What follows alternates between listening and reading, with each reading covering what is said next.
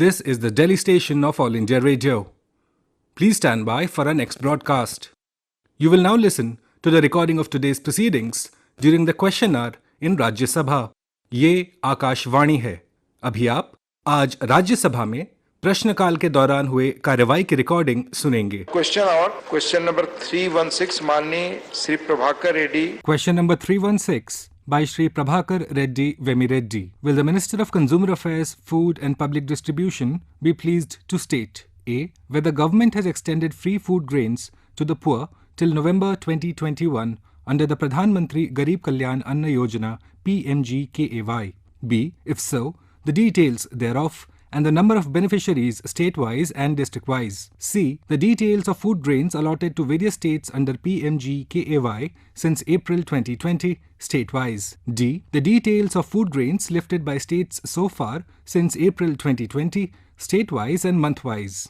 E. The reasons that 1 kilogram pulses given earlier have not been given under PMGKAY since the 23rd of April 2021. And F. Whether government would consider extending PMGKAY for another 6 months as the scheme ends in March 2022. माननीय मंत्री जी। Sadhvi Niranjan Jyoti, Minister of State for Consumer Affairs, Food and Public Distribution. First supplementary. Since the beneficiaries of Pradhan Mantri Garib Kalyan Yojana are based on 2011 census figures, please, अपना question. the number of people facing food insecurity has increased since then and they remain uncovered. What steps has the government taken to update the list of beneficiaries to ensure that maximum number of people are covered under PMGKAY?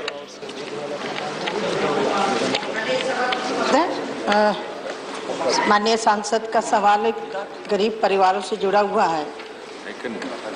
Covid के समय पर जब पूरे विश्व को Covid ने प्रभावित किया, उस समय जो श्रमिक थे उन श्रमिकों को उनको सुविधा देने के लिए माननीय प्रधानमंत्री जी ने प्रधानमंत्री गरीब अन्न योजना लागू की, जिसके तहत 80 करोड़ लोगों को हम लोग मुफ्त में अनाज दे रहे हैं।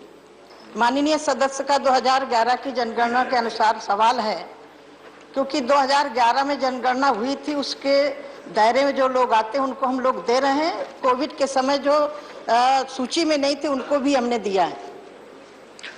Second supplementary. माननीय Sir, I didn't get the correct answer for the first question.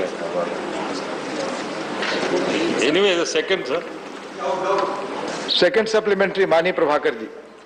Sir, coverage of poor under PDS in AP is 61% in rural areas and 41% in urban areas. This translates into 2.68 crore, and the same has also been mentioned by Ministry in Annexure 1 of his reply. But the national average is 75% in rural areas and 50% in urban. So I would like to know the reasons behind this discrimination being shown forward to AP, and what steps will the minister take to give food grains to 75% to poor and rural areas, 50% to the poor in and rural areas, 50% poor in urban areas. माननीय सभापति महोदय, मंत्रालय शहरी और ग्रामीण में कोई पक्षपात नहीं करता है। मैंने पहले ही जवाब में उत्तर दिया था कि 2011 की जनगणना के अनुसार चाहे शहरी हो चाहे ग्रामीण हो, उनको हम मंत्रालय के माध्यम से हम कवर कर रहे हैं। और दूसरा विषय कि शहर के लोग छूट रहे हैं, तो मुझे लग रहा है कि 2011 की जनगणना में छूटे होंगे, इसके कारण नहीं मिल रहा। फिर भी कोविड के समय पर हमने जो छूटे हुए थे उन लाभार्थियों को भी हमने दिया है। धन्यवाद। माननीय रामचंद्र जांगड़ा जी। थोड़ा धैर्य रखिए, आप बड़े सीनियर मेंबर हैं। मैं हमेशा नजर रहती, आप ही की नहीं रहती है, रखें आप। धन्यवाद। बड़े पैमाने पर गोदामों से और मंडियों में रखा हुआ अनाज अधिकारियों के लिए मिली भगत से चोरी होता है और उसका वजन पूरा करने के लिए पानी की बौछारें कर दी जाती हैं। और ये कल्याण की योजना में जो गरीबों के लिए अनाज जाता है सड़ा हुआ और बिना क्वालिटी ऐसा जहरीला होता है। तो मैं आपके माध्यम से मंत्री महोदय से जानना चाहता हूं कि शांता कुमार जी के समय में योजना चालू हुई थी कि वर्ष के आरंभ में फसल के समय में गरीबों को साल भर का इकट्ठा अनाज दे दिया जाए, सरकार की भंडारण की खर्चा बच जाए, उनको सही अनाज मिल जाए, उनको बार बार लाइन में ना खड़ा होना पड़े। तो आगे कोई सरकार ऐसी योजना कर सकती है? मंत्री जी से धन्यवाद। माननीय सभापति महोदय, क्योंकि ये क्वेश्चन प्रधानमंत्री गरीब अन्न योजना के संबंध में था, यद्यपि माननीय सदस्य की जो चिंता है उसको मंत्रालय अच्छी तरह समझता भी है और मुझे लग रहा है कि उसमें हम लोग बहुत उसमें कमी की है और अगले सवाल आएगा उसमें जवाब देंगे। माननीय दिग्विजय सिंह जी। माननीय सभापति महोदय, प्रधानमंत्री गरीब कल्याण अन्न योजना मूल रूप से कोविड के समय के लिए प्रारंभ की गई थी। मैं अनुरोध करना चाहता हूं, पूछना चाहता हूं माननीय मंत्री जी से, क्या मध्य प्रदेश के मामले में प्रधानमंत्री गरीब अन्न कल्याण योजना के बारे में कोई शिकायतें माननीय मंत्री जी को प्राप्त हुई हैं क्या, नंबर 1, और क्या वितरण और पोर्टल में जो बताया गया है उसमें कोई फर्क है क्या? धन्यवाद। माननीय मंत्री जी ने 2 सवाल पूछा, आप एक का जवाब दे सकते। माननीय सभापति महोदय, वरिष्ठ सदन के सदस्य हैं और मुझे लग रहा है कि राजनीतिक बहुत लंबा अनुभव है। मंत्रालय जहां से कोई शिकायत आती है तो हम उसका समाधान और जांच भी एजेंसी भेजते हैं। माननीय ने 2 सवाल पूछे, एक तो शिकायत वाला और वहाँ लोगों को जो छूटे हुए हैं।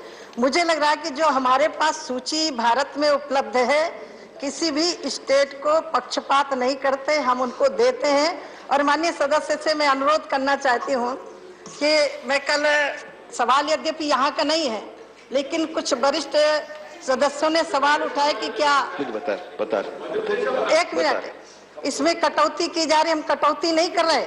मैं माननीय प्रधानमंत्री जी का आभार इसलिए व्यक्त करना चाहती हूँ क्योंकि गरीबी के जिस समय लोगों को काम छूटा था, उस समय घर में वापस आए थे, काम भी नहीं था, खाने का नहीं था। वो समय ऐसी परिस्थिति थी माननीय सभापति महोदय कि ऐसा गरीब परिवार था जो रोज रोटी कमाता खाता था, शायद ये गरीब कल्याण अन्न योजना लागू नहीं होती।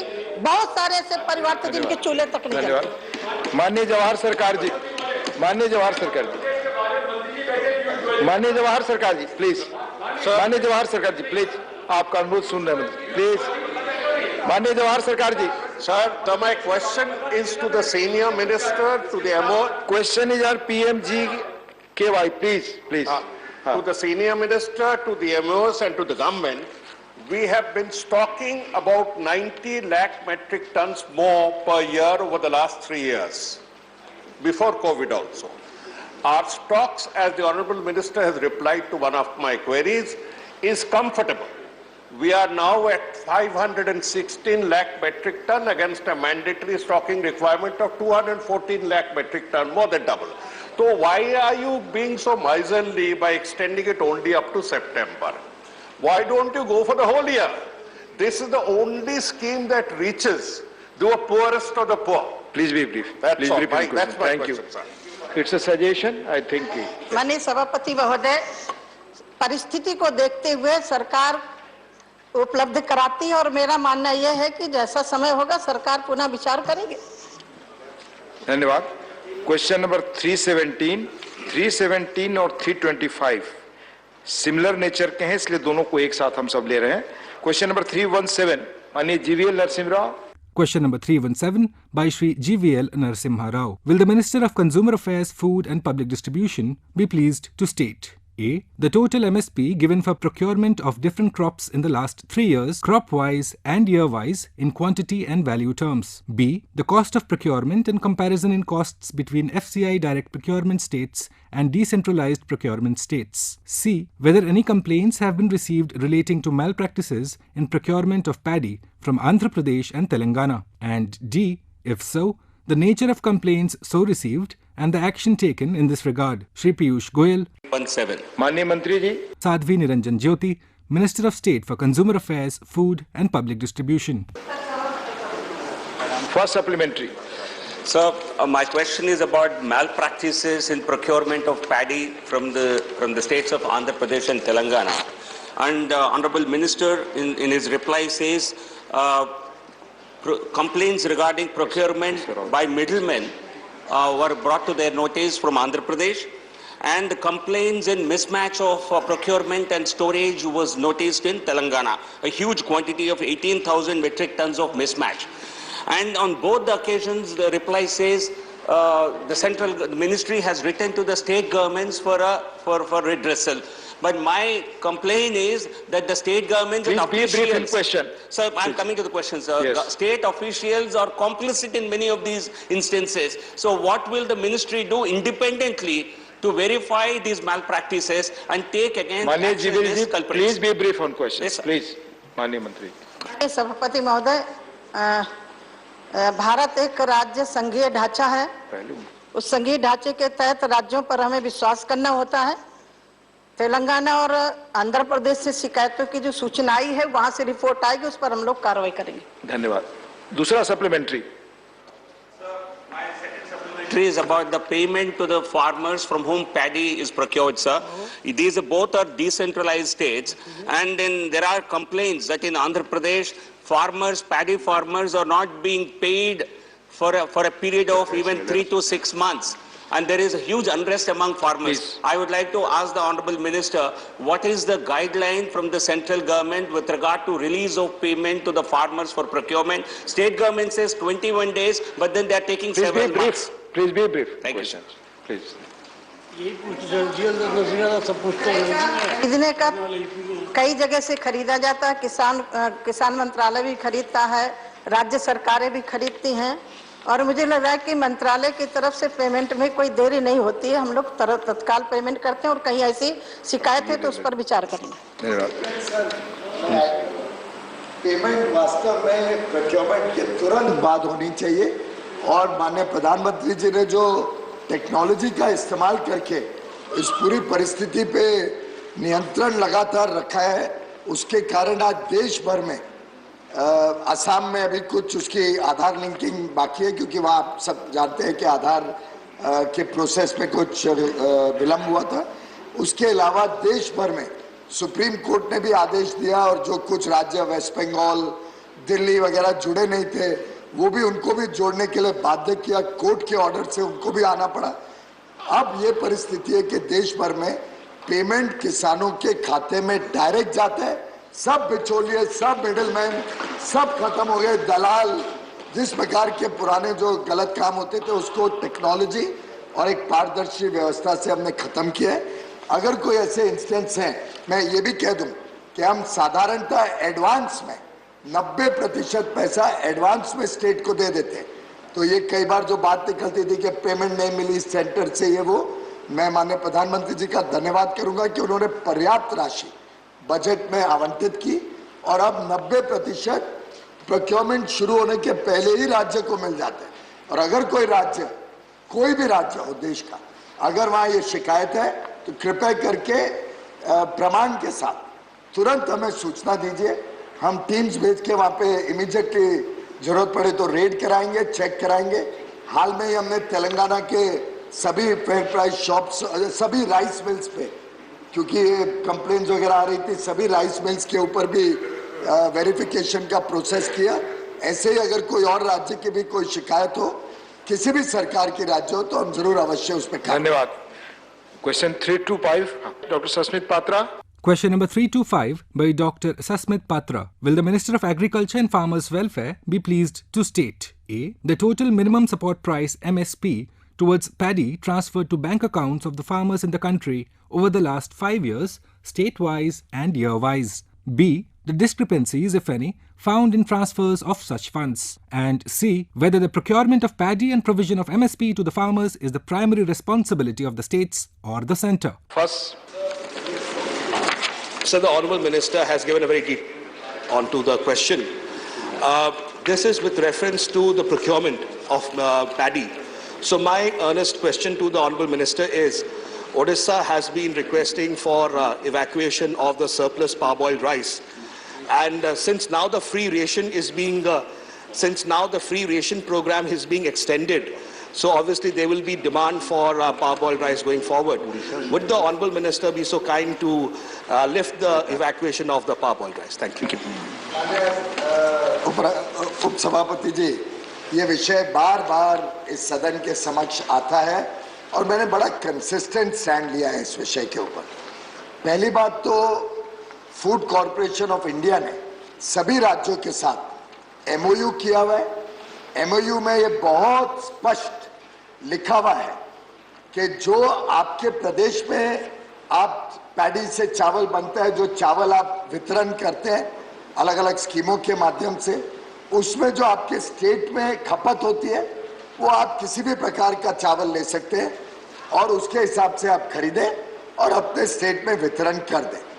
अगर आपके स्टेट में अधिक चावल बनता है जो आपके स्टेट की खपत से ज्यादा है, जैसे कि पंजाब, हरियाणा, मध्य प्रदेश, तेलंगाना, उड़ीसा और आज के दिन तो देश भर में लगभग कई राज्य हो गए हैं जहां अधिक चावल बनता है, बहुत बार और कई बार डेलीगेशन पे डेलीगेशन आई, धमकियां दी गई कुछ मुख्यमंत्रियों द्वारा, कुछ मंत्रियों के डेलीगेशन आके समय समय पे हमारे साथ विस्तार से चर्चा करते हैं।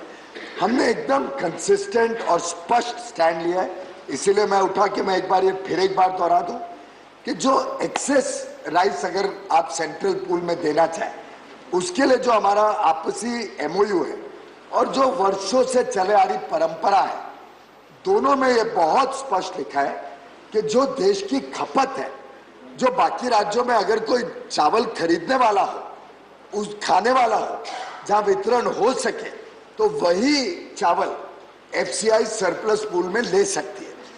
अगर कोई राज्य क्वालिटी अलग प्रकार की देना चाहे जो देश में वितरण ही नहीं हो सके, जिसकी कोई खपत ही ना हो, तो सरकार उस चावल का क्या करेगी?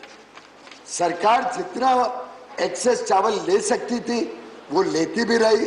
पारबॉइल भी लिया हमने, आपके राज्य से भी लिया, तेलंगाना से भी लिया, लेकिन आज लगभग 1.5 वर्ष पहले परिस्थिति ये हो गई कि 4-5 वर्षों का पारबॉइल राइस एक्सेस भंडारण में था। उस समय सभी राज्यों को सूचित कर दिया गया पहले से कि एक्सेस राइस हम सिर्फ रॉ राइस के रूप में ले पाएंगे। अगर आपके यहाँ पे एक्सेस राइस और कोई प्रकार की है तो आप अपने प्रदेश में वितरण के लिए ले सकते हैं, हमारी तरफ से पूरी छूट है और हम चाहेंगे कि आपको खरीदें अगर आपके राज्य में है और उसको अपने राज्य में वितरण करें। लेकिन सरप्लस राइस लेके, आखिर देश का पैसा है, आप सब यहाँ वरिष्ठ नेतागण, देश के नेता बैठे, हाउस ऑफ एल्डर्स है, सब यहाँ पे टैक्स पेयर्स बैठे हैं अधिकांश। अब हम टैक्सेस का पैसा आपका सदुपयोग करें, ये हमारी जिम्मेदारी है और उसके हिसाब से हम इस जिम्मेदारी का पूरा निर्वहन करें। धन्यवाद। Second supplementary. A related question on the second supplementary is, in case the union government says that it does not have sufficient areas or scope for further evacuation of rice, would the union government consider probably either A, taking the onus on itself or facilitating for export of these rice to countries where such rice is required so that the farmers of the states like Please be Odisha could brief. Thank you. माननीय उपसभापति जी, सबसे पहले तो ये स्पष्ट कर दूं कि अगर आप रॉ राइस के फॉर्म में जो क्वालिटी स्पेसिफिकेशंस है उसके तहत आप जितनी क्वांटिटी सरप्लस है देंगे, केंद्र सरकार उसको खरीदेगी बिना कोई संदेह के। मैं ये स्पष्ट कर रहा हूं सभी को। लेकिन एक्सपोर्ट करना इस भंडारण में से, जो भंडारण सरकार खरीदती है फूड सिक्योरिटी के तहत, उसमें से एक्सपोर्ट करना हमें परमिटेड नहीं है। WTO के जो बंधन हमारे ऊपर है, जो 1995 में, मैं स्पष्ट कर रहा हूं, हमारी सरकार ने नहीं ये बंधन लिए, ये 1995 की वर्तमान उस समय की सरकार ने जो बंधन WTO में अपने ऊपर बांध लिए थे कि नेशनल फूड सिक्योरिटी के तहत खरीदा हुआ अनाज एक्सपोर्ट नहीं किया जा सकता, इसलिए सरकार इसको एक्सपोर्ट नहीं कर सकती। राज्य सरकार इसके बारे में कुछ भी करना चाहे, प्राइवेट सेक्टर के लोग उसको एक्सपोर्ट करें तो उसका स्वागत है। हम तो चाहते हैं कि राज्य भी इन्वॉल्व हों। केंद्र की जो पूरी पहल है, पूरी कोशिश है कि भारत का सामान, भारत के हमारे अन्नदाताओं का उत्पाद पूरे विश्व में जाए। और आप सब जानते हैं कि हमने $400 बिलियन पहली बार निर्यात किया है भारत से, पहली बार, ऐतिहासिक रिकॉर्ड है। अब तो मेरे पास आज आंकड़ा आ जाएगा, 400 से भी बढ़ के शायद 415 के भी ऊपर चला गया। हम सबके लिए बड़े गर्व की बात है और पूरे सदन के लिए, उस तरफ हो या इस तरफ हो, आप हो, हम सबके लिए ये गर्व की बात होनी चाहिए कि हमारे देश के निर्यातक, अन्नदाता, डेयरी के लोग, एमएसएमई सब ने मिलके इसको सफल किया। इस लक्ष्य को आगे इसको और बढ़ाने के लिए हम सब प्रतिबद्ध हैं, लेकिन इसमें सरकार दखलअंदाज ना दे तो मैं समझता हूँ निर्यात और ज्यादा बढ़ेगा। सरकार घुसेगी तो उसकी समस्याएं और WTO के बंधन आ जाएंगे। धन्यवाद। माननीय Shri Keshav Rao ji, after welcome on 325। माननीय केशव राव जी, आपने दो क्वेश्चन को मिला दिया। तो नहीं, आप पहले क्वेश्चन पर supplementary and first now 317 they are similar and it is the minister who has to do and minister जैसा ने कहा कि ये बहुत मरतबा डिस्कस हुआ, मिनिस्टर से इतने मरतबा डिस्कस करते हैं वो वैसे ही कंफ्यूज रखते हैं हमको, जब पहले दिन किया उन्होंने।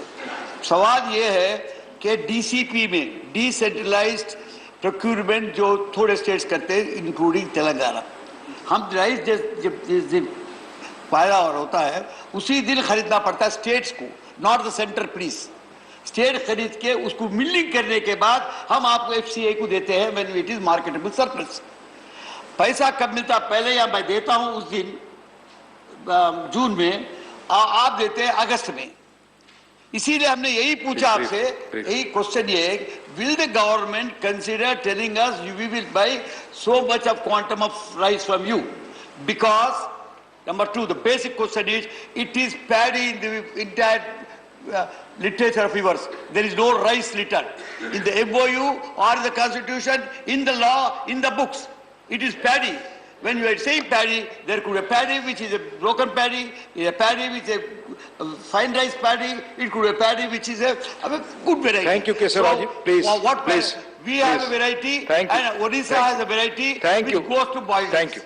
माननीय उपसभापति जी, मैं समझता हूँ जितना स्पष्टीकरण मैंने किया उससे ज्यादा ट्रांसपेरेंट स्पष्टीकरण नहीं हो सकते। हाँ, अगर कोई चूज करे कि समझना ही नहीं है तो ना समझ के बारे में तो मेरे पास कोई इलाज नहीं है। बहुत स्पष्ट रूप से मैंने बताया कि एक्सेस राइस हम पूरा, आपको क्यों लग रहा है आपके लिए बोला, आपको क्यों लग रहा है कि मैं आपके लिए बोल रहा हूँ? मैं सोच रहा हूँ शायद सोमप्रकाश जी नहीं समझे हो। प्लीज आपस में बात न करें, माननीय मंत्री जी प्लीज आपस में बात न करें। देखिए साहब, बहुत स्पष्ट मैंने बताया और सरकार माननीय उपसभापति जी, तेलंगाना की सरकार ने हमको लिखित दिया है कि हम आपको अब पारबॉइल्ड राइस नहीं देंगे, हम आपको रॉ राइस देंगे। अब ये पैडी का नया एक कहानी इन्होंने शुरू कर दी है जिसका कोई आधार नहीं है। आपस में बात न करें, आप क्वेश्चन पूछिए। माननीय राइस बनता है, FCI वो राइस खरीदती है, वर्षों से खरीदती आई है। फिर इनके मुख्यमंत्री ने पत्र लिखा, पंजाब की तरह खरीदिए। मैंने कहा एकदम पंजाब की तरह खरीदते हैं। पंजाब में जो राइस आती है वो MOU के तहत जो राइस देश भर में बिक सकती है, देश भर में वितरण हो सकती है, वो आती है। ये बार ये गुमराह करने की जो कोशिश की जा रही है, खास तौर पे हमारे कुछ सांसदों द्वारा, कुछ राज्य सरकारों द्वारा, ये एकदम बेबुनियाद है, ये गलत है, सत्य से परे है। तेलंगाना में सभी जो राइस बनती है उसको, रॉ राइस बनती है, उसको खरीदेगी सरकार। ये राज्य में किसानों को जो गुमराह किया जा रहा है ये बिल्कुल बेबुनियाद है। मैं समझता हूँ जरूरी है राज्य सरकार इस पे कठोर कार्रवाई ले, राज्य सरकार अपने किसानों की चिंता करे और राज्य सरकार अच्छी तरीके से प्लीज आपस में बात करें, नहीं प्लीज कोई बात नहीं करते। नो, मिस्टर प्रदीप भट्टाचार्य, आगे Pradeep Bhattacharya ji, to put your question. Food corporation of India FCI and decentralized procurement DCPs, the states procure wheat and paddy at the minimum support price. The acquisition cost differs state to state due to difference in cost of statutory taxes, transportation, handling charges, etc., etc. I would like to know from the Honorable Minister, when every day we are seeing price rise of diesel and petrol, it is going up and up. Are you going to give more price to the farmers, paddy farmers? Thank you. Thank you. Thank you, Pradeep. Sir ये विषय वास्तव में हमारे मंत्रालय का नहीं है, यहाँ पे एग्रीकल्चर मिनिस्टर बैठे हैं, परंतु इसका एक इंडिपेंडेंट सीएसीपी है।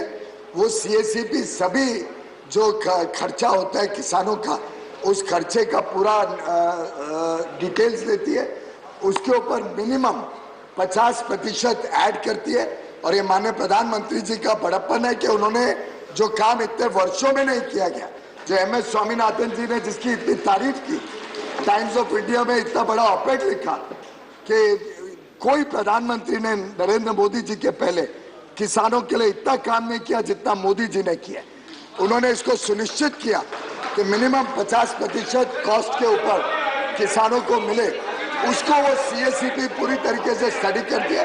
तो यही तक कि पेट्रोल डीजल के अगर दाम बढ़ते हैं वो भी उस कॉस्टिंग में आ जाते हैं और उल्टे उसके ऊपर 50% और प्लीज माननीय एस डी देवगौड़ा जी, माननीय S D Deve Gowda ji please, नहीं अलाउ नहीं, आप बैठे प्लीज। माननीय एस डी देवगौड़ा जी, माननीय एस डी देवगौड़ा साहब प्लीज आपस में बात ना करें, आपस में बात ना करें। माननीय S D Deve Gowda ji. With the permission of the chair, I would like to draw the attention of the Honorable Minister, who is the leader of this House, about Karnataka. I tried my best to raise the issue of the ragi and maize. Not even call attention. At the last stage, when I came to the House, special mention, your good self has said, don't do this, I will take care of it. Your good self has said, for which I am grateful. Sir, 7 lakhs tons of ragi, nobody is procuring. In my home district, ask your government, if 1 quintal of ragi has been purchased, I will apologize. This is how things are going on in the states. I don't know about the paddy. Paddy is almost all the irrigated place, paddy is going to be grown. The problem is much more bigger than what the ragi issue. Thank you, sir. Thank you. This question is on paddy issue. Karnataka is the only state in southern part of Karnataka. Thank you. This question is on paddy. To be grown, please, please. And maize is going to be grown. Please, Sir, please. With your kind permission, he has taken the responsibility. Please. If you want to assure, I will solve this problem of Karnataka. Please, please. Honorable Deputy Chairman, Honorable former Prime Minister of India is a very, very senior leader. He has in fact run the whole government, so he is fully aware of how this whole process works. The prevailing system over the years is that wherever the state decides to distribute any other product other than rice or wheat under their program of rice distribution under the NFSA, they can procure the ragi or any other product and maize and distribute it within the NFSA provisions. Karnataka government has informed us that they are procuring ragi at MSP. Central government has already given permission, which is why I said the issue has no relevance, and that's why I said I will satisfy you. If you have any concerns about that, I'm happy to discuss with you. I'll talk to the Chief Minister, we can have a conversation. But for maize, they have not yet sought permission. We will talk to the Chief Minister and find out. But the state can procure it and distribute it within their state. The central government does not take ragi or maize because that is not mandated as any central pool stock. Thank you. Dr. Ashok Bajpai, माननीय उपसभापति जी, आपके माध्यम से मैं माननीय मंत्री जी से जानना चाहूँगा कि भारत सरकार के निरंतर प्रयासों के बाद भी बहुत से राज्यों में और बहुत से जनपदों में किसानों से न्यूनतम समर्थन मूल्य पर सीधी खरीद न करके अड़तियों के माध्यम से खरीद कराई जाती है और उससे किसानों को जो उसका न्यूनतम समर्थन मूल्य का लाभकारी मूल्य मिलना चाहिए वो किसानों को नहीं मिल पाता है। क्या इसके लिए कोई ऐसी मार्ग निर्देशन या कोई दिशा निर्देश जारी करेंगे जिससे राज्य सरकारें बाध्य हों सीधे किसानों से खरीद के लिए? माननीय उपसभापति जी, इसके एकदम स्पष्ट निर्देश सभी राज्यों को दिए गए हैं और अगर माननीय सदस्य कुछ स्पेसिफिक केसेस हमारे समक्ष रखे तो हम उसके ऊपर उचित कार्रवाई तुरंत करेंगे, राज्य सरकार से भी बात करेंगे। लेकिन हमारी इच्छा है कि देश का कोई अन्नदाता, कोई किसान वंचित ना रहे। केंद्र सरकार की लगातार प्रयास है कि हम अधिक से अधिक किसानों को लाभ पहुंचाएं और कई राज्यों में तो आप फिगर्स अभी दिए भी गए हैं आंसर में।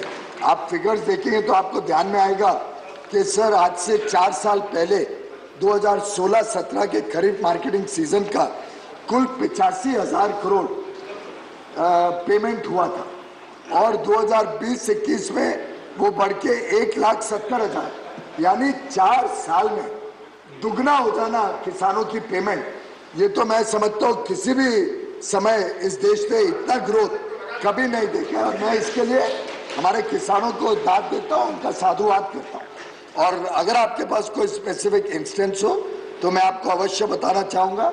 आप उत्तर प्रदेश से हैं, उत्तर प्रदेश में 5,300 करोड़ की खरीद 2016-17 में होती थी, यहाँ जवाब में दिया हुआ भी है। तब तक योगी आदित्यनाथ जी आए नहीं थे वहाँ पे। अब 2020-21 में वो बढ़ के 12,619 करोड़ हो गई, यानी 2.5 गुना। और आप अगर कोई भी जनपद की जानकारी दें तो मेरा विश्वास है कि जिस प्रकार का संवेदनशील नेतृत्व योगी आदित्यनाथ जी ने दिया है, जिसका परिचय और जिसका आशीर्वाद जनता ने उनको हाल में इतनी बेहतरीन परफॉर्मेंस से दिया है, मेरा विश्वास है कि कोई भी जनपद वंचित नहीं रहे। क्वेश्चन नंबर 318 माननीय Shri Ayodhya Rami Reddy. Question number 318 by Shri Ayodhya Rami Reddy. Will the Minister of Commerce and Industry be pleased to state A. The total funds released for infrastructure packages for the Delhi-Mumbai Industrial Corridor DMIC and Chennai-Bengaluru Industrial Corridor CBIC for the last 2 years. B. The total number of projects appraised since the years 2020-2021 till date. And C. The status of completed projects under DMIC and CBIC till date. माननीय मंत्री जी, first supplementary. Sir, there are serious delays and cost overruns in implementation of 32 projects in 11 corridors of National Industrial Corridor Development Corporation projects. There are various reasons for these delays. As you may be aware, sir, there are delays between state and central government, delays in land acquisitions, delays in obtaining statutory clearances, and then contractual issues, lockdown issues, and proper implementation strategies. I want to ask the Honourable Minister, what are the measures being taken by the Ministry to address these issues? Thank you.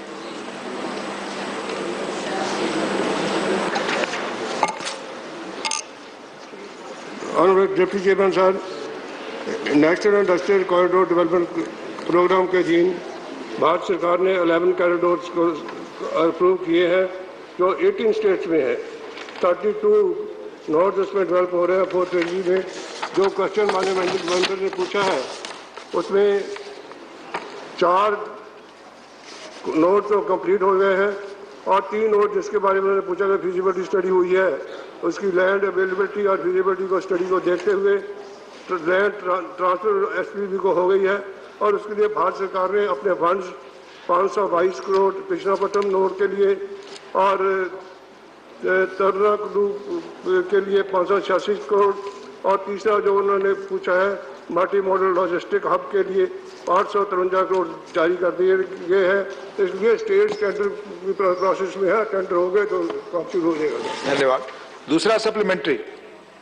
Sir, this corporation, the main objective is to develop future industrial cities so that India can compete with the best international platforms on the industrial development and growth.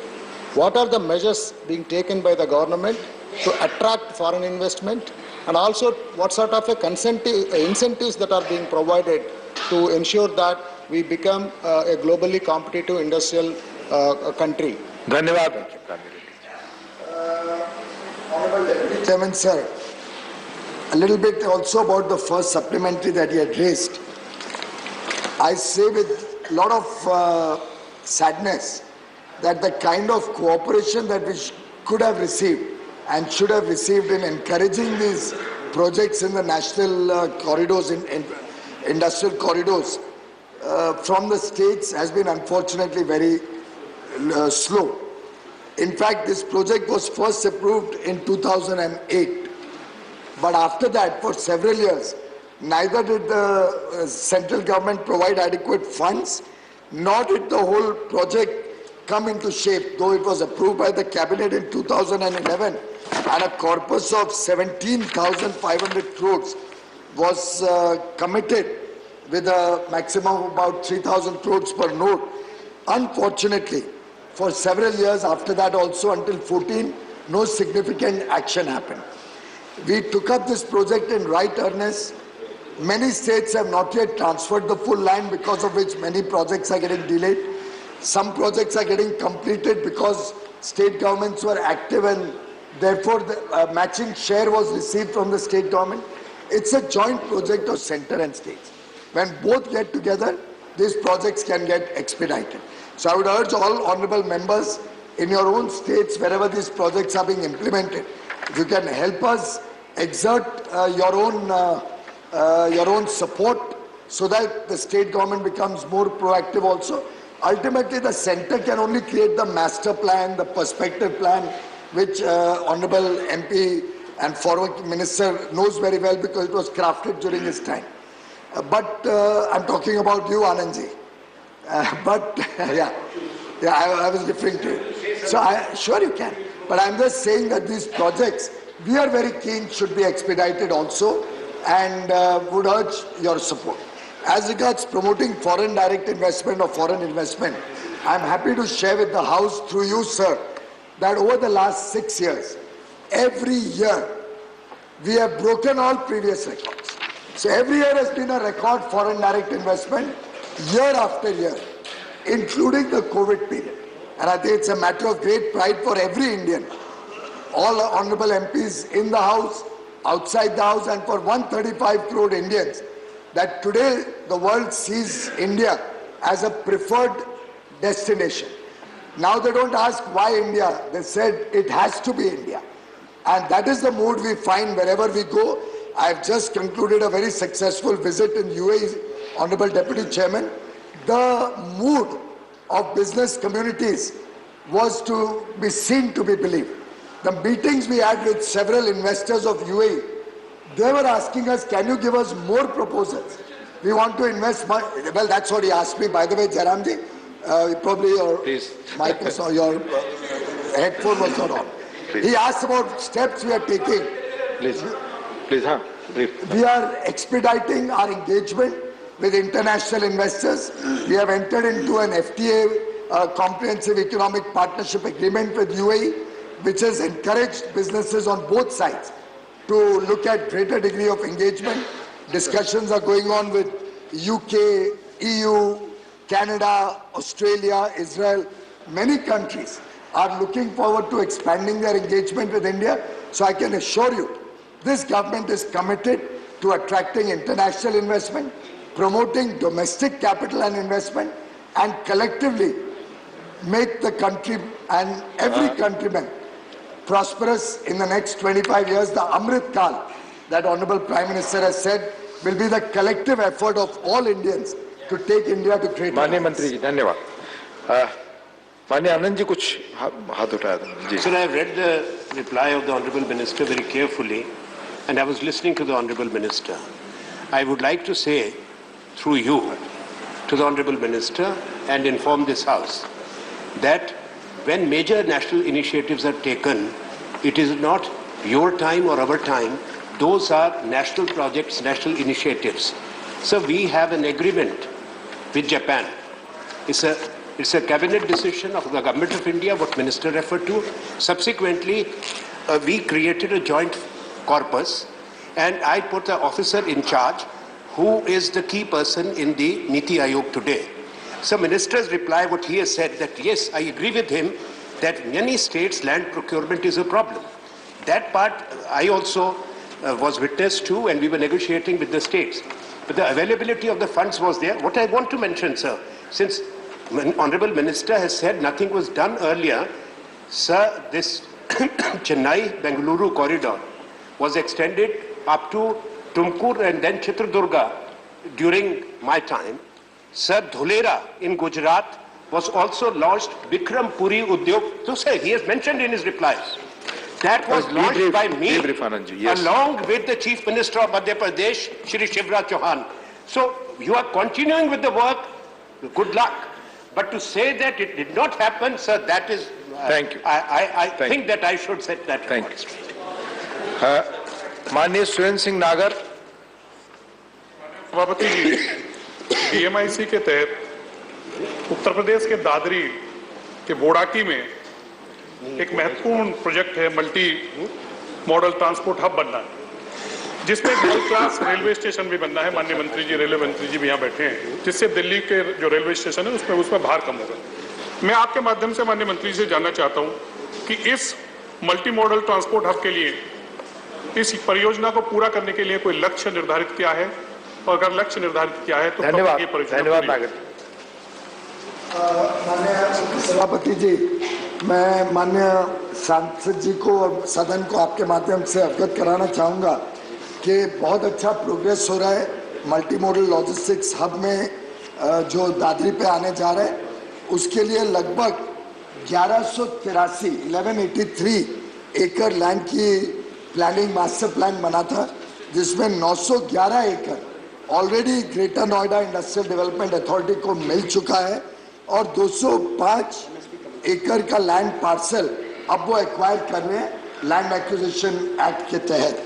साथ ही साथ 56.8 एकड़ land DFCCIL railways के लिए railway act के धारा 20A के तहत notification 19 एकड़ की निकल चुकी है, बाकी की कार्रवाई चल रही है। हमारी लगातार संपर्क चल रहा है उनके साथ, पानी का आवंटन होना थोड़ा सा बाकी है, वो चल रहा है। एक्सटर्नल कनेक्टिविटी वर्क, थोड़ी रोड को 105 मीटर बनाना है, उस पर भी काम ग्रेटर नोएडा अथॉरिटी जल्दी शुरू करेगी। एक कैनाल का डाइवर्जन होना है, उस पर इरिगेशन डिपार्टमेंट से हमारी बातचीत चल रही है। तो एक प्रकार से एक और खुशी की बात है कि प्रोजेक्ट SPV को 562 एकड़ लैंड भी ट्रांसफर हो गया और मैचिंग इक्विटी उत्तर प्रदेश सरकार ने 853 करोड़ की दे भी दी। ये अपने आप में दर्शाता है कि जब सरकार राज्य की साथ में मिलकर चले, और इसीलिए हम कहते हैं कि डबल इंजन सरकार को जितने जितने राज्यों में आप एनकरेज करोगे उतनी जल्दी काम भी आगे बढ़ जाता है। तो राज्य सरकार भी सहयोग करती है केंद्र को, तो वहाँ पे बहुत तेजी से काम हो रहा है, मैं आपको विश्वास दिला सकता हूं। धन्यवाद। माननीय प्रेम गुप्ता जी। मान्यवर, दिल्ली मुंबई इंडस्ट्रियल कॉरिडोर और चेन्नई बेंगलुरु इंडस्ट्रियल कॉरिडोर का इम्प्लीमेंटेशन एक नीड ऑफ द डे है। जब चीन में पॉलिटिकल इवेंट्स की वजह से चीन अमेरिका यूरोप के जो मिसअंडरस्टैंडिंग, कोविड और उसके बाद में जो अब जो डेवलपमेंट हुई है, बहुत सी बड़ी लार्ज मल्टीनेशनल कंपनीज ने डिसाइड किया कि वो अपना मैन्युफैक्चरिंग बेस चाइना से हटाकर और किसी दूसरे मुल्क में लेके जाएं। हम लोगों ने एक बहुत बड़ी अपॉर्चुनिटी मंत्री जी मिस की है। आप ठीक है, आप दुबई गए और UAE में उन्होंने ये बोल दिया और वो बोल दिया, ये सब पेपर के ऊपर घोड़े दौड़ाने वाली बात है। सवाल फैक्चुअल सिचुएशन ऐसी है श्रीमान जी कि 60% इंडस्ट्री थाईलैंड और वियतनाम चली गई और बाकी जो है जाने के प्रोसेस में है। मैं सरकार से सवाल करना चाहता हूं माननीय मंत्री जी से कि क्या कोई आप ऐसे 2, 4, 5 बड़े प्रोजेक्ट बता सकते हैं कि जो चाइना से शिफ्ट होकर हमारे यहाँ। धन्यवाद। बहुत सारे तर्क दे सकता हूँ माननीय उपसभापति जी, ये बताने के लिए कि जो माननीय सांसद जी ने कहा है वो पूरी तरीके से गलत है। मेरे हिसाब से, मैंने अभी जैसे बताया, फॉरेन डायरेक्ट इन्वेस्टमेंट अगर हर वर्ष रिकॉर्ड आ रहा है तो इसका क्या दर्शाता है? आज स्टार्टअप की दुनिया में अगर हम विश्व के तीसरे अंश में पहुंच गए और 90 से अधिक स्टार्टअप्स यूनिकॉर्न बच गए, तो ये क्या दर्शाता है कि लोग भारत की तरफ आकर्षित हो रहे हैं। जब आप निवेश देखें तो बड़े बड़े पेट्रोकेमिकल कॉम्प्लेक्सेस आ रहे हैं, बड़े मात्रा में निवेश आया है अलग अलग क्षेत्रों में, ये दर्शाता है कि विश्व को आज भारत के प्रति बहुत आकर्षण है। आप पीएलआई स्कीम देख लीजिए, एप्पल, आप पीएलआई स्कीम देख लीजिए। पीएलआई स्कीम में जो एंथुजियास्टिक रिस्पांस मिला है, अपने आप में ये एक रिकॉर्ड है। और अगर प्रमाण देखते हैं कि क्या भारत आ रहा है, मैं समझता हूँ मेटी की जो पीएलआई स्कीम थी, जिसके तहत इतने सारी मोबाइल कंपनीज भारत में आई हैं, उसका वो एक स्पष्ट उदाहरण है। एप्पल का अभी पढ़ रहा था 10,000 करोड़ भारत से निवेश हो रहे। मोबाइल फोन आज शायद विश्व में चाइना के बाद सबसे ज्यादा भारत में बन रहे हैं। तो दूसरे देशों की तरफ देख के अपने देश को नीचा दिखाना, मैं समझता हूँ ये शोभा नहीं देता है। हमें गर्व होना चाहिए अपने देश की उपलब्धियों की। माननीय कनक मेला रविंद्र कुमार, माननीय कनक मेला रविंद्र कुमार, आप सवाल पूछे, आपका रिकॉर्ड। कनक मेला रविंद्र कुमार जी, माननीय गुप्ता जी, कनक मेला रविंद्र कुमार जी, कोई बात और रिकॉर्ड पे नहीं जा रही है। कनक मेला Ravindra Kumar ji, thank you sir. Please please please, माननीय गुप्ता जी, आप सवाल पूछ चुके हैं। नहीं, प्लीज प्लीज, नो, आपस में कोई बात नहीं, it's not going on record. माननीय गुप्ता जी प्लीज, माननीय गुप्ता जी आपस में कृपया बात ना करें। Mister Gupta please, I am requesting, house का काम है, बाधाम मत डालिए प्लीज। मिस्टर, आप दूसरे मेंबर को डिप्लाई मत करिए please. Ravindra Kumar sir, in the reply off the honourable minister, Hyderabad-Bengaluru Industrial Corridor program was not mentioned in this. The government of India, it seems, also approved the development of Hyderabad Industrial Corridor. Under this project, the government of AP is also requested, it's a joint program. Government of India, AP has to be identify the nodes and provide a land for that. In respect of Hyderabad-Bengaluru Industrial Corridor, how much the land is required for the nodes and what is the progress, whether there is any time-bound program to complete this program. Please brief. मैं इस पे एक minute में आता हूँ, पर मेरे बड़े वरिष्ठ सदस्य हैं, मेरे बड़े भाई हैं। मैं माननीय नेता सदन एक आग्रह करूंगा, बार बार चेयरमैन ने भी कहा है, माननीय सदस्य भी कृपया सीधे सवाल पूछे, अपना एक्सप्लेनेशन और दूसरे मुद्दे न करें, सीधे सवाल पूछा करें। और आपसे भी आग्रह है कि कृपया बहुत वरिष्ठ सदस्य, उनको लग रहा है मैंने जवाब नहीं दिया। आज 2 लाख करोड़ लगभग पीएलआई में अकेले 14 सेक्टर में दिया जा रहा है। 76,000 करोड़ हम दे रहे हैं पीएलआई में, नहीं, क्योंकि इन्होंने आप माननीय कनक मेला रविंद्र कुमार जी का जवाब दें। आप सरकार की बड़ी आप माननीय कनक मेला रविंद्र कुमार जी प्लीज का सवाल है। Please, Chennai Bengaluru industrial corridor please approved है, उसमें कृष्णापट्टनम इंडस्ट्रियल एरिया भी आता है। वहाँ 2,500 एकड़ की मास्टर प्लान तैयार हो चुकी है। वो प्रोजेक्ट गवर्नमेंट ने भी अप्रूव किया है, एसपीवी भी बन गई है।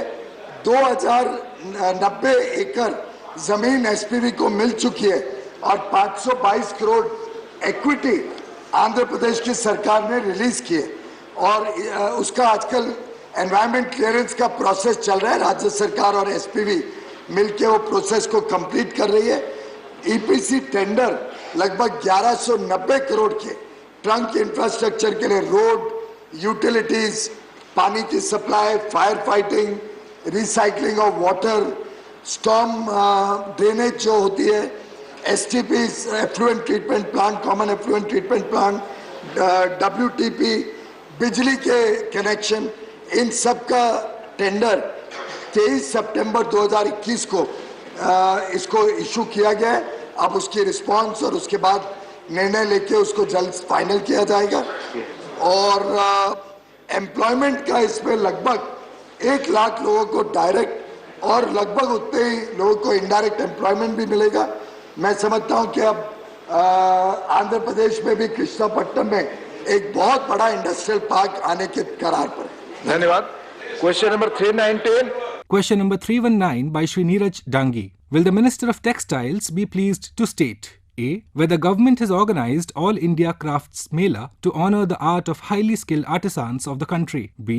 If so, the details thereof state-wise. And C. The other steps taken by the government during the last 3 years to honour the art of skilled artisans of the country. Question no, आप बिल्कुल question number 319 माननीय प्रेमचंद गुप्ता जी, नहीं कोई इजाजत नहीं, please 319 आप please question number आपका question पे प्लीज क्वेश्चन नंबर 319 प्लीज आप बोले माननीय मंत्री जी। क्वेश्चन नंबर 319 माननीय मंत्री जी।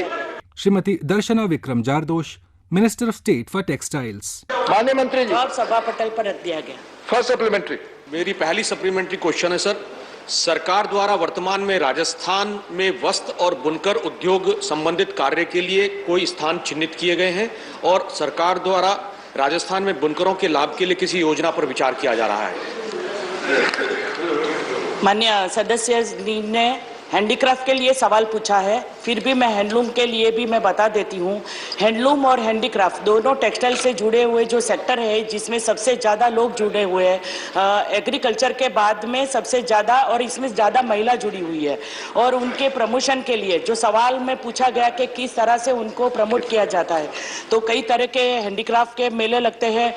कोविड के काल में भी हम लोगों ने नेशनल फेयर जो लगता है 2 बार लगता है पूरे देश में, सूरजकुंड मेला, जयपुर फेयर, और इसके साथ में जैसे इलाहाबाद कुंभ मेले में भी स्टॉल लगाए जाते हैं जिसमें 300 से ज़्यादा स्टॉल लगते हैं और 3 करोड़ से ज़्यादा खर्चा किया जाता है। ऐसे छोटे पैमाने पे स्टेट के कैपिटल में गांधी शिल्प बाजार होता है जिसमें 40 से 50 लाख का खर्चा होता है, और प्रदर्शनी होती है 2 टायर शहर में भी ऐसे, जिसमें राजस्थान में भी इस तरह के कई फेयर लगे हैं जिसमें उनको प्रमोट किया गया है। धन्यवाद। सेकंड सप्लीमेंट्री दांगी जी।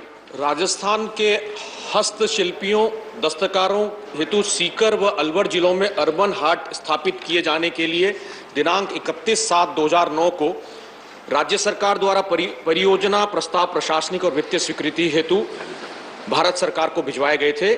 तत्पश्चात समय समय पर लगातार स्मरण पत्र भी जारी किए गए, लेकिन स्वीकृतियां अभी तक प्राप्त नहीं हुई हैं। माननीय उपसभापति महोदय, आपके माध्यम से मैं मंत्री महोदय से जानना चाहूंगा कि क्या भारत सरकार सीकर में अर्बन हाट की स्थापना हेतु वित्तीय स्वीकृति जारी करने का विचार रखती है? यदि हाँ तो कब तक, और यदि नहीं तो क्यों? धन्यवाद।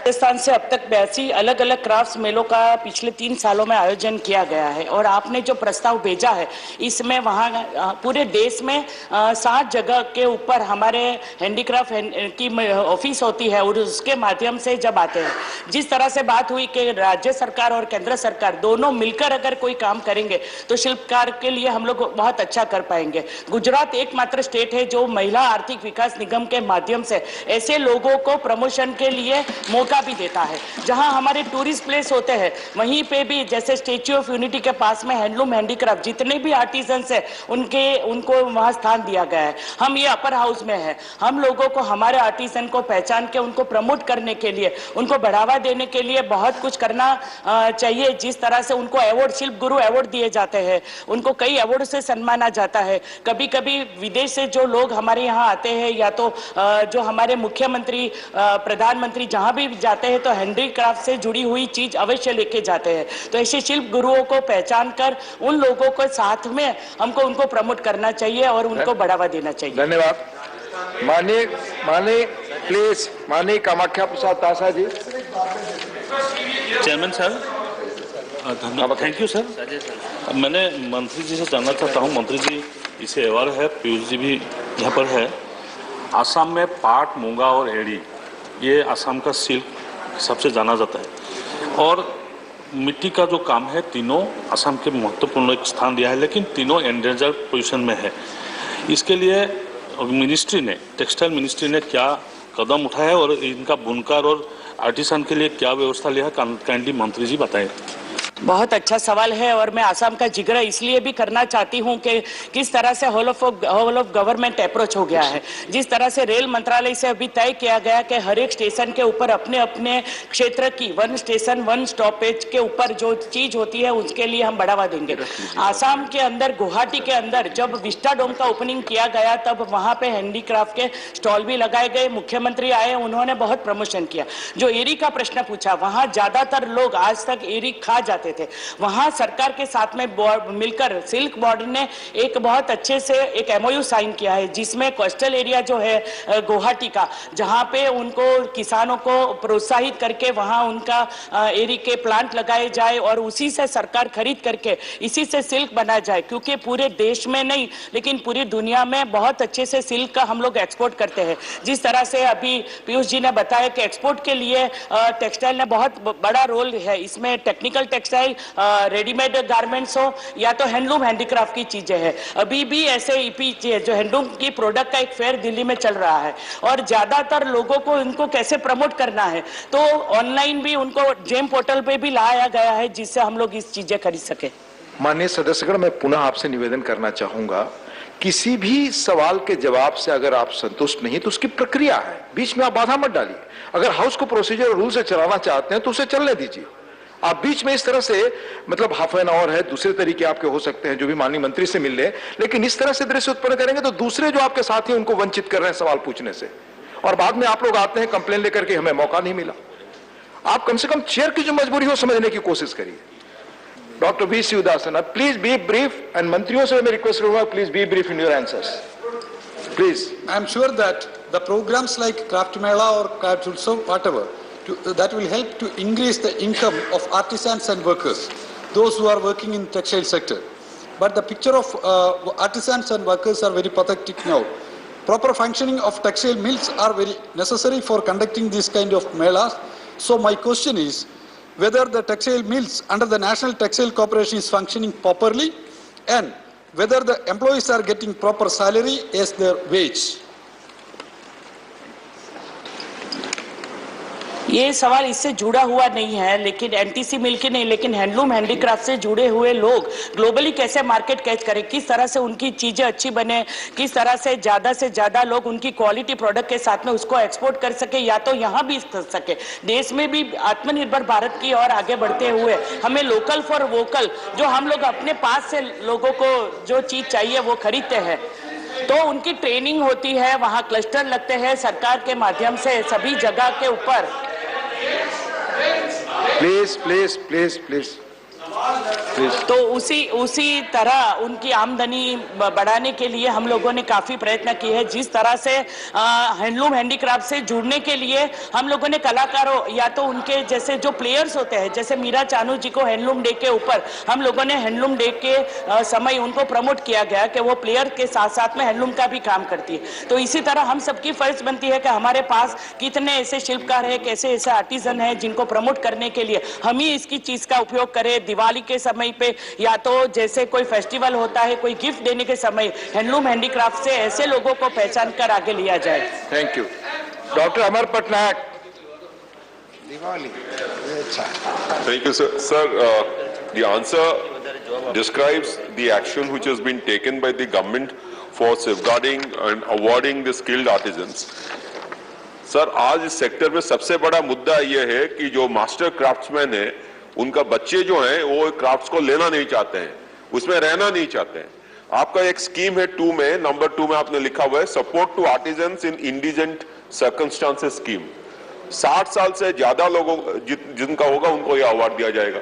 आप यंग जो है उनका बच्चे जो हैं उनको रिकॉग्नाइज करना चाहिए, हर स्टेट में रिकॉग्नाइज करना चाहिए। और आपका जो 252 लोग हैं, 252 क्राफ्ट्स मेलाज आप किए थे एंटायर साल में सारा देश के लिए, इसको 5 गुना करिए। जाओ अच्छा है। और जो अवार्ड की बात करते हैं, इसमें जो गुरु है, जो लुप्त होती जा रही कला के लिए भी हम लोगों ने काफी किया है कि उनको डिस्प्ले रखे, लोग देखे कि इस तरह से नई जनरेशन इसमें आए। जैसे पाटन का पटोला गुजरात से बन रहा है, एक ही परिवार इसमें काम करता था, लेकिन उसको कैसे आगे बढ़ाया जाए। आज ओडिशा दिवस है, आप लोग वहीं से आते हैं, उनकी शुभकामना भी है। सबसे ज्यादा हैंडलूम हैंडीक्राफ्ट के लोग जुड़े हुए वहीं से भी है, और वहीं पे भी स्टेट गवर्नमेंट के साथ मिलकर हम लोग उनके लिए, मैं मेले के लिए मैं बता रही हूँ कि 3 प्रकार के मेले होते हैं, जिसमें लोकल लेवल पे प्रदर्शनी होती है, फिर उसके आगे 2 टायर का प्रदर्शनी होती है, फिर नेशनल और एक्सपोर्ट करने के लिए 5 जो शिल्प गुरु होते हैं उनको हम लोग एक्सपोर्ट करने के लिए अदर कंट्री में जो 15 जितनी बड़े दुनिया के कंट्री में जब मेले लगते हैं तभी उनको हम भेजते हैं। प्लीज क्वेश्चन नंबर 320 माननीय M Shanmugam ji. Question number 320 by Shri M. Shanmugam. Will the Minister of Agriculture and Farmers Welfare be pleased to state A. Whether government has set up a committee to review issues on minimum support price MSP and other farmers issues such as promotion of zero budget natural farming ZBNF and organic farming, and B. If so, the details and the present status thereof. माननीय मंत्री जी। Shri Narendra Singh Tomar, Minister of Agriculture and Farmers Welfare. First supplementary. Sir, through you, I want to ask the Minister, why the delay of this forming the committee of the MSP? And another one is, the Union government also promised zero budgeting based agriculture in Tamil Nadu after our leader Thiru Stalin became the Chief Minister as promised in DMK election manifesto. A separate agriculture budget was presented exclusively for the welfare of farmers. I would like to know whether the Union government will follow the Dravidian model in presenting zero budget based statement exclusively for farmers, which the Prime Minister also promised in November. Thank you. माननीय मंत्री जी।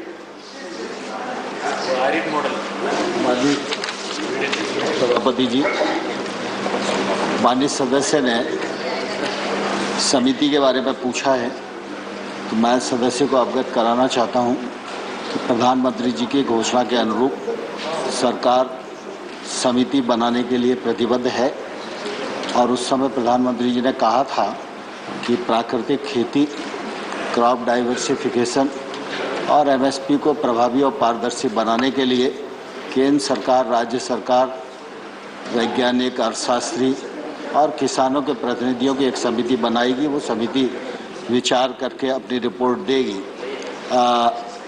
इस मामले में सरकार की कार्यवाही प्रचलित है और संयुक्त किसान मोर्चे के प्लीज आपस में बात ना करें, माननीय मंत्री जवाब दे रहे हैं। लोगों ने नाम मांगे हैं, उनसे वार्तालाप चल रही है। जैसे ही नाम मिलेंगे वो समिति का गठन कर दिया जाएगा। जहां तक शून्य बजट खेती के बारे में हमारे मित्र ने कहा, तो मैं उनको यह बताना चाहता हूं कि कुल मिला के प्राकृतिक कृषि पद्धति खेती के लिए प्रधानमंत्री जी का बल है और यह निश्चित रूप से आज की आवश्यकता भी है। इस बार के बजट में भी इसका उल्लेख किया गया है। पहले भी जैविक खेती और प्राकृतिक खेती की दृष्टि से केंद्र सरकार काम कर रही थी। परंपरागत खेती की हमारी जो योजना है उसके अंतर्गत प्राकृतिक खेती के लिए भी हम लोग काम कर रहे थे और जैविक खेती और प्राकृतिक खेती दोनों के परिणाम अच्छे हैं, दोनों के लिए योजनाएं हैं और मैं समझता हूँ जैविक खेती में 6 लाख हेक्टेयर से अधिक रकबा में आज खेती हो रही है और अधिकांश जो कृषि उत्पाद का निर्यात हो रहा है वो भी ऑर्गेनिक में ही है और इसी प्रकार से प्राकृतिक खेती में भी 4 लाख हेक्टेयर तक हम लोग पहुंच गए हैं और अब इस पर मिशन मोड में काम करने वाले हैं। Second supplementary. Sir, thank you, sir.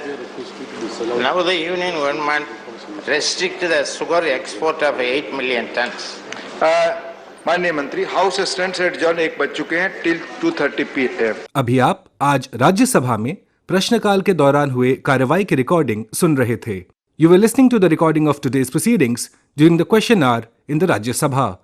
This broadcast came to you from the Delhi station of All India Radio.